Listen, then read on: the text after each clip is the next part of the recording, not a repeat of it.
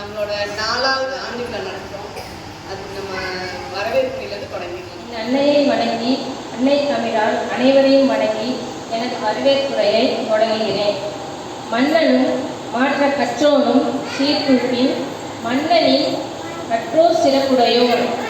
மன்னருக்கு தனது தேசமெல்லாம் சிறப்பில்லை, கற்றோருக்கு சென்ற இடமெல்லாம் சிறப்பு என்று கூறி வழிநடத்தும் தலைமை ஆசிரியர் திருமதி எம் தேவகி, MA BN பட்டதாரி, ஆசிரியர், ஊராட்சி ஒன்றிய நடுநிலைப்பள்ளி நவல்பற்று அவர்களையும் நம் பள்ளி 4வது ஆண்டு விழாவிற்கு வருக வருக என்று வரவேற்பதில் பெருமிதம் கொள்கிறேன். கல்வி ஏழைகளுக்கு செல்வம், செல்வந்தர்களுக்கு அணிகலன், வீட்டிற்கு விளக்கு, நாட்டிற்கு நன்மை, பெண்ணிற்கு பாதுகாப்பு என்று கூறி மாணவர்களை படிக்க தூண்டும் நமது பள்ளியின் தாளாளர் திருமதி அஜிதா பிரதீஷ் அவர்கள் வருக வருக என்று வரவேற்கிறேன். ஆற்று பெருக்கற்று அடிசதும் அந்நாளும் அவ்வாறு தன் ஊற்று பெருக்கால் உலகூட்டும் நம் எம் ஆசிரியர் அலுவலக நண்பர்களையும் இந்த ஆண்டு விழாவில் வருக வருக என வரவேற்பதில் பெருமிதம் கொள்கிறோம். ப்ளூமிங் டாட்ஸ் 4வது ஆண்டு விழாவிற்கு வருகை தந்து சபையிலே வீற்றிருக்கும் அனைத்து பெருமக்களையும் வருக வருக என்று வரவேற்பதில் பெருமிதம் கொள்கிறோம். இலக்கை நோக்கி பறக்கும் பறவைகளுக்கு சிறகுகள் வலிப்பதில்லை என்று சிரித்த முகத்துடன் சிறந்த கல்வி கற்க வந்திருக்கும் அனைத்து மாணவ தங்கங்களையும் மற்றும் தனது தனித்திறமைகளை காட்ட வந்திருக்கும் அனைத்து குழந்தைகளையும் வருக வருக என்று வரவேற்பதில் பெருமிதம் கொள்கிறோம்.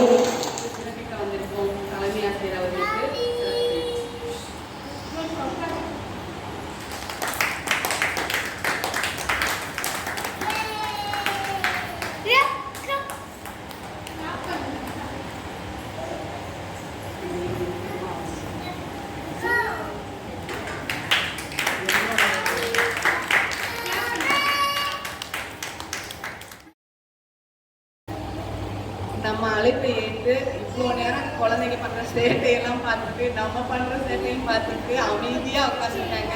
நம்மளோட சிறப்பு அழைப்பாளர் இந்த நிகழ்ச்சியை தலைமை தாங்கிற அம்மா தேவகி அவர்களை பேச அழைக்கும். அனைவருக்கும் எனது மதிய வணக்கம். ரொம்ப சந்தோஷமாக இருந்துச்சு. ரொம்ப எப்படின்னா, நான் போயிட்டேன், சின்ன வயசுக்கே போயிட்டேன், நான் குழந்தையாயிட்டேன் நான் உங்களோட சேர்ந்து. இதுக்கெலாம் ரொம்ப பொறுமை வேணும். ஏன்னா உங்களை பார்த்துக்கிறது, நீங்கள் பண்ணுற சேட்டை, ஒருத்த மேலே ஒருத்த ஏறி படுக்கிறது, இதெல்லாம் பார்க்குறதுக்கு ரொம்ப ரொம்ப ரொம்ப பொறுமை வேணும். அஜி இது இன்ட்ரெஸ்டாக எடுத்துக்கிட்டு இருக்காங்க, இல்லைன்னா பொறுமை பத்தாது. நான்லாம் மேலே போயிட்டேன், 6, 7, 8 ஸ்டூடெண்ட்டை பார்த்து இப்போ இந்த அளவுக்கு எனக்கு பொறுமை இல்லை.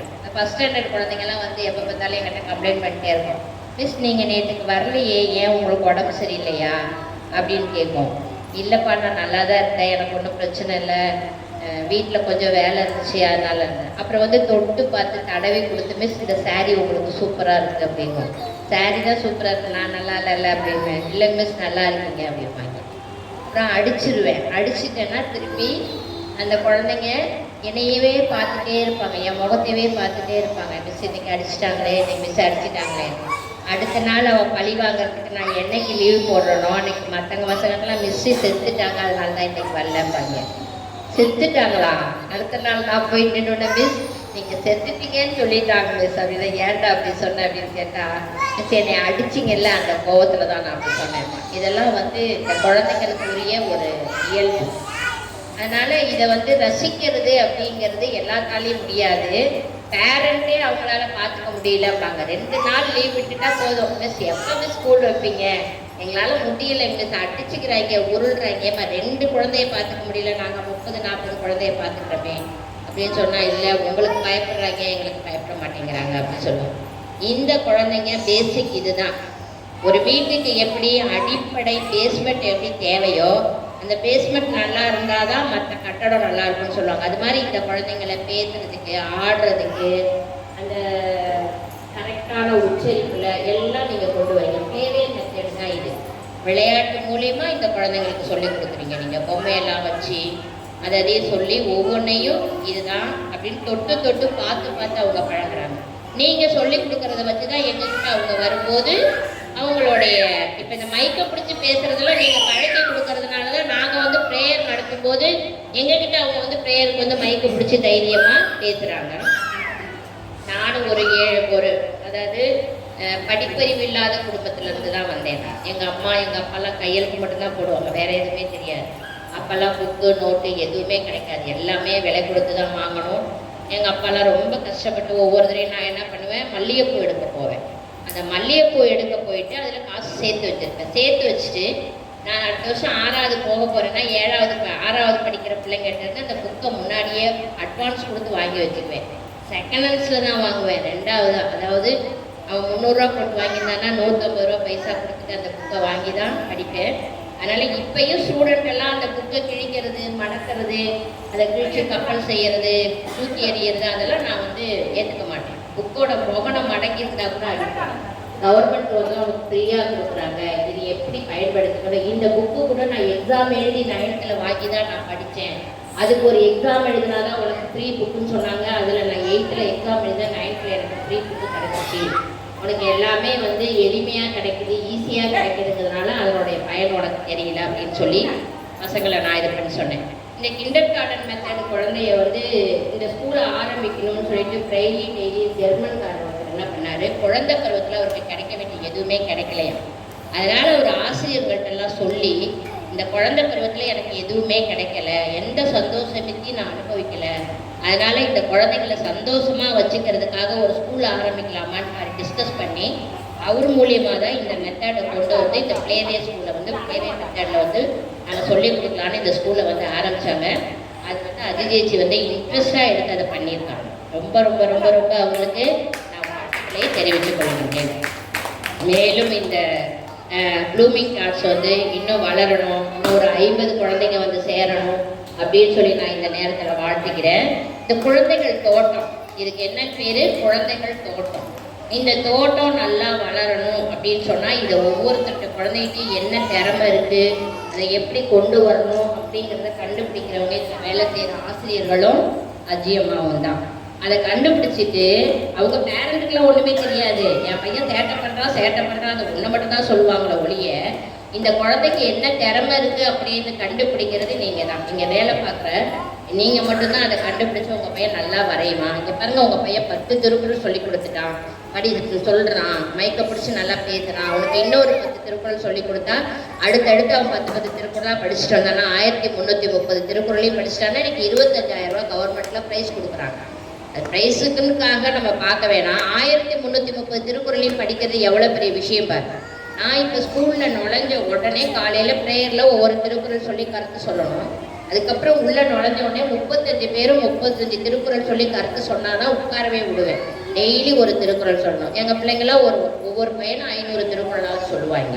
ஆனால் 1330 படிக்க வைக்க முடியுமானா முடியலை, டைம் இல்லை. ஏன்னா அவங்க வீட்டிலலாம் வந்து கவர்மெண்ட் ஸ்கூலில் படிக்கிறவங்கலாம் வந்து இப்படியெல்லாம் கண்டுக்கவே மாட்டாங்க. நாங்கள் வண்டி எடுத்துகிட்டு டெய்லி 4 பேர் பள்ளிக்கூடம்னா வீடு வீடாக போகணும். வீடு வீடாக போய் அங்கேயே 2 போட்டு கிளம்பி வாடான்னு இழுத்துட்டு வருவேன். ஆனால் கவர்மெண்ட் எல்லாம் இப்போ ரொம்ப சூப்பராக பண்ணிகிட்டு இருக்காங்க எஜுகேஷனை பொறுத்த வரைக்கும். இதே மாதிரி டான்ஸு, பேச்சு போட்டி, ஓவியம் வரைகிறது, செஸ்ஸு, எல்லாத்துலேயும் கவர்மெண்ட் ஸ்கூல்லேயே பார்த்தீங்கன்னா சிலம்பம், டிராயிங் வரைகிறதுக்கு ஒரு மிஸ்ஸுக்கு மாதம் 4000 ரூபா கொடுத்து கூத்தியாப்பர்லேருந்து ஒரு பொண்ணு வந்து சொல்லி கொடுத்துட்டு போவா. 1 hour தான், அவளுக்கு மாதம் 4000 ரூபா சம்பளம் தராங்க. அதே மாதிரி சிலம்பம் சொல்லி கொடுக்க வருவா, வாரத்தில் 1 நாள் தான் வருவா, அந்த பொண்ணுக்கு 4000. கவர்மெண்ட் ஸ்கூல்லேயே இப்போ எல்லா சலுகையுமே கொண்டு வந்துட்டாங்க. அதனால் குழந்தைங்களை வந்து பார்த்து வளர்க்கணும். பேரண்ட் வந்து குழந்தைங்க முன்னாடி ஒரு சின்ன பொய் சொன்னீங்கன்னா கூட திருப்பி அவன் பொய் சொல்லும் போது நீ ஏன்டா பொய் சொன்னேன்னு கேட்டால் நீங்கள் மட்டும் அன்றைக்கி பொய் சொன்னீங்க அப்படின்னு கேட்பான். எப்போ போன வாரம் நீங்கள் ஒரு பொய் சொல்லியிருப்பீங்க, அதை வச்சுட்டே உட்காந்துட்டு இருப்பான் அவன் மனசுக்குள்ளே. நீங்கள் அன்றைக்கி பொய் சொன்னீங்க அப்படின்னு கேட்பான். அதனால் இந்த பருவத்தில் நம்ம அந்த குழந்தைங்களை பார்த்து கொண்டு வரணும். நல்லா வளர்த்துட்டிங்கன்னா ஒரு 5வது வரைக்கும் நீங்கள் நல்லா பேசி கொடுத்துட்டாங்கன்னா அவங்க சூப்பராக வந்துடுவாங்க. எல்லா குழந்தைங்களும் ஒன்று போல் இருக்கும்னு நம்ம எதிர்பார்க்க முடியாது. ஒரு குழந்தையோட கம்பேர் பண்ணவே பண்ணாதீங்க. இங்கே பாரு, அவன் நல்லா படிக்கிறான், நீ நல்லா படிக்கிற. இங்கே பாரு, அவன் நல்லா எழுதுறான், நீ நல்லா உன்னால் முடியும் தங்கம், உன்னால் முடியும், நீ பண்ணுன்னு சொல்லி நீங்கள் வந்து இந்த குழந்தைய தான் நீங்கள் சொல்லணும் மொழியும் இன்னொரு குழந்தைய யாருமே ஒப்பிட்டு பேசாதீங்க. அது அந்த குழந்தைக்கு வந்து மனசுக்குள்ள ஒரு தாழ்வு மனப்பான்மை சொல்லாமல் அப்படியே அது மனசுக்குள்ளேயே வச்சுட்டே அது வந்து புழுங்கிட்டு இருக்கும். ஏன் எப்போ பார்த்தாலும் ஏதாவது யோசிச்சுட்டீங்கன்னா நீங்கள் தான் அப்போ சொன்னீங்க அந்த அவன் தான் நல்லா படிக்கிறான் நீ நல்லாவா படிக்க மாட்டேன்னு சொன்னீங்கல்ல அப்படின்னு சொல்லுவோம். இப்போ 2 நாளைக்கு முன்னாடி வாட்ஸ்அப்பில் பார்த்தேன் ஒரு அம்மா வந்து அந்த பையனை கேட்டுகிட்டே இருக்காங்க, தம்பி உனக்கு அம்மாவை பிடிக்குமா அப்பாவை பிடிக்குமான்னு கேட்டாங்க. பார்த்துருப்பீங்கன்னு நினைக்கிறேன். அம்மாவை பிடிக்குமா அப்பாவை பிடிக்குமாண்ணா? போங்கண்ணா உங்களுக்கு இதே வேலை தான், எப்போ பார்த்தாலும் அம்மாவை பிடிக்குமா அப்பாவை பிடிக்குமா தவிர வேற கேட்டே கேட்க மாட்டேன். எப்படா கேட்டேன்? நான் கேட்கவே இல்லைடா, இப்போதான்டா கேட்குறேன்னா சாப்பிடும்போது கேட்குறீங்க, நைட்டு தூங்கும்போது கேட்குறீங்க, காலையில் எழுந்திரிச்ச உடனே கேட்குறீங்க, கேட்கவே இல்லைன்னு சொல்கிறீங்க. எனக்கு அப்பாவை தான் பிடிக்கும் போங்க அப்படின்னா. ஏன்டா அப்படின்னா அப்பா தான் அடிக்க மாட்டார், திட்ட மாட்டார், படின்னு சொல்ல மாட்டார், கேட்கறதெல்லாம் வாங்கிட்டு வந்துடுவார். நீங்கள் எப்போ பார்த்தாலும் படின்னு டார்ச்சர் பண்ணி உங்களை எனக்கு பிடிக்கவே பிடிக்காது. ஓப்பன் தான் இந்த குழந்தை மனசுல என்ன இருக்கோ அதை மறைக்காம சொல்லுது பாருங்க, அதுவே ஒரு பெரிய விஷயம்.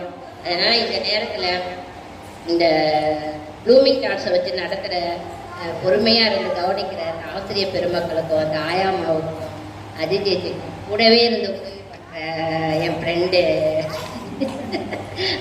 வந்தோடனே இவங்களை தான் கேட்டேன். ஐயாவை பார்த்ததுல ரொம்ப சந்தோஷம் எனக்கு. எல்லாரும் ரொம்ப சிறப்பாக இந்த நிறுவனத்தை நடத்தணும். வாழ்க வளமுடன் வாழ்க வளமுடன் வாழ்க வளமுடன் என்று கூறி விடைபெறுகிறேன். நன்றி, வணக்கம். எங்களுக்கு எங்கள் குழந்தைங்களுக்கு நீங்கள் உங்கள் கையால்